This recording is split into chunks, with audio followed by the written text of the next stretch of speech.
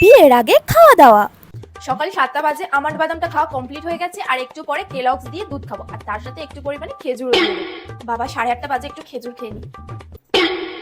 মা 9টা বেজে গেছে, তুমি এখনো পর্যন্ত আমার ডিম সিদ্ধটা রেডি রাখোনি।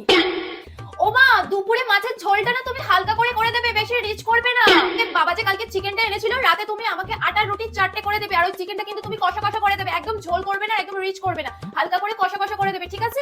আর আমাকে তুমি একটু লেবু জল দিয়ে যাও, আমি মানে গরম করেছি অনেকক্ষণ ধরে লেবু জল খাইনি, তুমি প্লিজ আমাকে একটু লেবু জল দিয়ে যাও। বিয়ের পরে খাওয়া দাওয়া। বাড়িতে বউ এনেছে না ঝি এনেছে তা কে জানে, এর এই টিফিন ওর ওই টিফিন, এই গরমে আমি পুরো সেদ্ধ হয়ে যাচ্ছি।